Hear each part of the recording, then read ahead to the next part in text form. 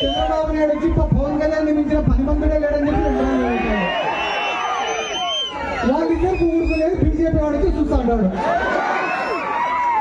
అంతే తప్ప ఈ 18 నెలల్లో వాళ్ళు చేసింది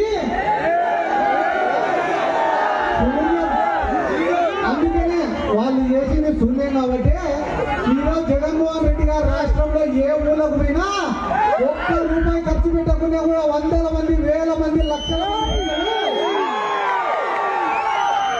ఆయన ఉండవస్తున్నారు. మనం ఇంతమంది కొన్ని వందల మంది జనాలు ఉన్నారు. ఇక్కడ మనం ఏమన్నా రూలింగ్ పార్టీలో ఉన్నామా? మనం ఉండేది ప్రతిపక్షంలో. అయినా కూడా ఎక్కడికి పోయినా జనాలు వస్తున్నారంటే దానికి కారణం చేస్తున్నటువంటి అరాచకాలు. నిన్న కూడా ఇప్పుడు మామూలుగా సంక్రాంతి సంబరాలను పోతే ఎవరికి రాజకీయాలు మాట్లాడు. కానీ నేను పవన్ కళ్యాణ్ అడిగినాడన్నా, నాకు రాజకీయాలు అంటే పెద్దగా ఇంట్రెస్ట్ లేదు,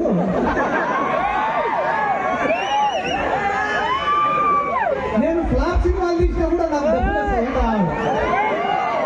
ఈడ 2 పాయింట్లు, ఆయన తీసేదే ఫ్లాప్ సినిమాలు. ఫ్లాప్ సినిమాలు తీసినా నాకు డబ్బులు వస్తాయి, నీకు డబ్బులు వస్తాయి, బాగానే ఉంది. మళ్ళీ ప్రొడ్యూసర్ల పరిస్థితి ఏంటి, డిస్ట్రిబ్యూటర్ల పరిస్థితి ఏంటి, నీకోసం గుడ్డ తెచ్చుకుంటే నీ అభిమానుల పరిస్థితి ఏంటి? అవన్నీ నాకు అనవసరము, నాకు మాత్రం లెక్కేస్తానంట. నిన్న ఎవడో చెప్పినాడంట, ఏదన్నా నెలకు 20 కోట్లకు 30 కోట్ల తప్పుతూ పడినావు నువ్వు, అదే నువ్వే ముఖ్యమంత్రి అయితే ఇంకా ఎక్కువ లెక్క వస్తుంది కదా అని చెప్పినాడంట. మనం ముఖ్యమంత్రి అయినామంటే మళ్ళా దానిపైన ప్రత్యేకంగా శ్రద్ధ పెట్టాలా? మనకి మెంటల్ గా, ఫిజికల్ గా స్ట్రెస్. అదే చంద్రబాబు నాయుడు నమ్ముకున్నామనుకో, నెల నెల మన ఇంటికి పంపిస్తాడు కదా లెక్క. వీళ్ళందరి గురించి నేను ఎందుకు చెప్తానంటే, వీళ్ళు కూడా జగన్ సార్ గురించి మాట్లాడడం వీళ్ళు పొద్దున్న నుంచి రాత్రి వరకు మేకపోతే గాంభీర్యం ప్రదర్శించి రాత్రి ఇంటికి పోతేనే అందరూ ఒకరికొకరు ఫోన్లో మాట్లాడుకుంటారు. ఒక పక్క చంద్రబాబు, ఒక పక్క పవన్ కళ్యాణ్, ఒక పక్క లోకేష్. ఒరే మనం ఇన్ని కేసులు పెడతానని వైసీపీ వాళ్ళ పైన ఖచ్చితంగా ఆయన మళ్ళా వచ్చారు కదా. మనం సింగపూర్ పోవాలన్నా, మలేషియా పోవాలన్నా, జపాన్ పోవాలన్నా, మా సార్ అందుకే ముందు జాగ్రత్తగా ఏం చెప్పినాడు,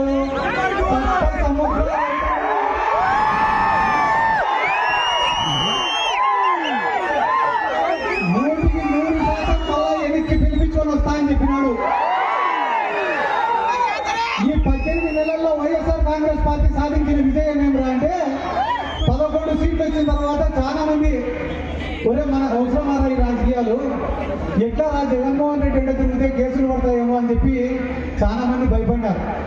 కానీ 18 నెలల తర్వాత ఈ రోజు గ్రామాలలో పరిస్థితి ఎట్టుందిరా అంటే, ఒరే మనం కూడా 2-3 నెలలు జైలు వేసే తప్ప జగన్మోహన్ రెడ్డి దృష్టిలో మనం పర్యవేక్షణ.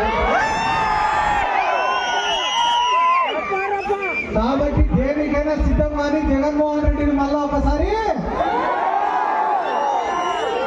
నేను ఇదే వేదిక మీద నుంచి మన నాయకుడు జగన్మోహన్ రెడ్డి గారికి కూడా ఒక రిక్వెస్ట్ చేస్తున్నా. సార్, మనమే ప్రతిపక్షాలను తొక్కాల్సిన అవసరం లే, వాళ్ళపైన కేసులు పెట్టాల్సిన అవసరం లే, వాళ్ళని ఇబ్బంది పెట్టాల్సిన అవసరం కూడా లేదు సార్. మీరు ఏం ప్రణాళిక రూపొందించుకుంటారో రూపొందించుకోండి సార్. ఒక 10 సంవత్సరాలు మన గవర్నమెంట్ ఉండేలాగా చూడండి సార్.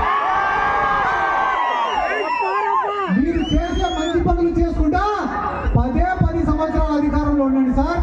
మీరు అనుకుంటే ఈ ప్రతిపక్షాలన్నీ కూడా ఫామ్ హౌస్లకు పరిమితమవుతాయని చెప్పి ఈ సందర్భంగా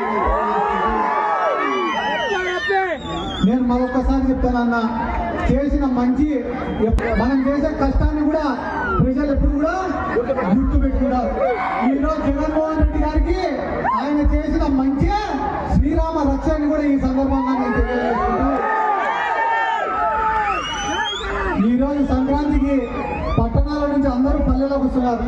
కానీ పల్లెలలో ఏ రైతు ముఖంలో కూడా సంతోషం లేదు. ఎందుకంటే ఏ పంటకు కూడా ఒకనొక సందర్భంలో మా నందికొట్టు నియోజకవర్గంలో మొక్కజొన్న కొనుగోలు కేంద్రాలు పెట్టాడు జగన్ సార్. పెడితే ఐకేపీ సెంటర్ల ద్వారా, సొసైటీల ద్వారా, మార్కెట్ యార్డ్ ద్వారా కొన్ని కొన్ని వందల లారీలతో మేము కొనుగోలు చేసినాం మొక్కజొన్న. మాకు అర్ధరాత్రి ఫోన్లు రైతుల దగ్గర నుంచి, అన్న మా ఊర్లో కొనసాగం కొంటానా మొక్కజొన్న, మేమే సేఫ్గా డీల్ చేయలేకుండా నువ్వు ఎట్లా డీల్ చేస్తావురా అంటే, మాకు ఓటేస్తే చెప్తామన్నా మిమ్మల్ని. చేతికి వచ్చింది, ఏరా ఏమో డీల్ చేస్తానేమంటే, మీ మాదిరిగా మాకు తలనొప్పి పెట్టుకోము, అందుకే మేము కొనుగోలు కేంద్రం కూడా పెట్టాము.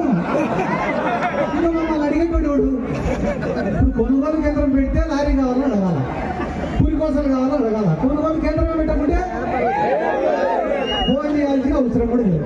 ఆ పక్క రాష్ట్రంలో ఉన్నారు తెలంగాణలో, వాళ్ళు కూడా కొనుగోలు కేంద్రం పెట్టినారు, కానీ మన సారు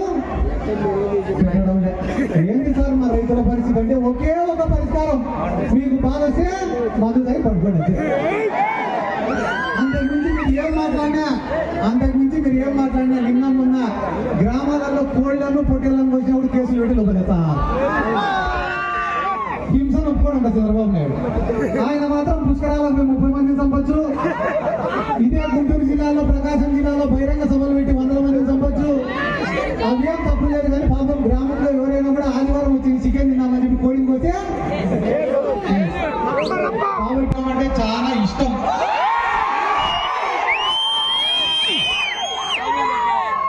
మేము ఈ ఎర్రగొండపాలెం నియోజకవర్గాన్ని రెండో పులివెల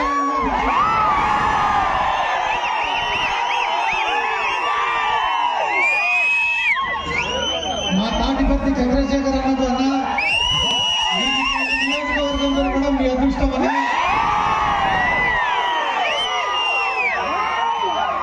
మీకు ఇటువంటి నాయకుడు దొరకడం మీ అదృష్టం.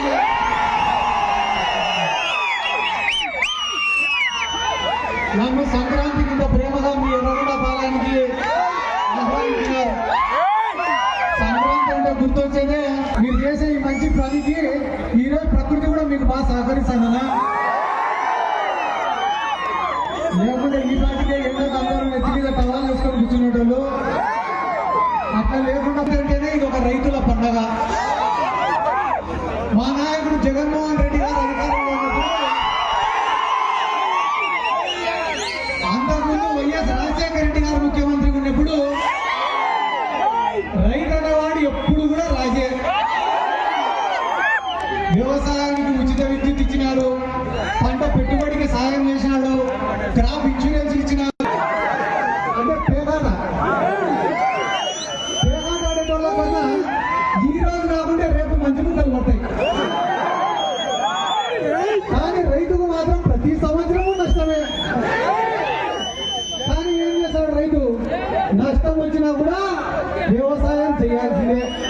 ఎందుకంటే వ్యవసాయం ఆయన జీవనం, వ్యవసాయమే ఆయన వ్యాపారం, వ్యవసాయమే ఆయన యొక్క ఉద్యోగం. ఒకవేళ నా వ్యవసాయం చేయాలనుకో ఏం చేయాలి రైతు? భూమలేదు, అందరికీ చంద్రబాబు నాయుడు అడిగినారు, ఎట్ట సార్ మాకు భూమ లేకుంటే అంటే మంచి క్వార్టర్ ఏంటంట. అర్థం ఏంటంటే పవన్ కళ్యాణ్ వచ్చి చంద్రబాబు నాయుడు ఇచ్చిన మొగోళ్ళు చేయడం 2 రోజులు కూర్చోాలి.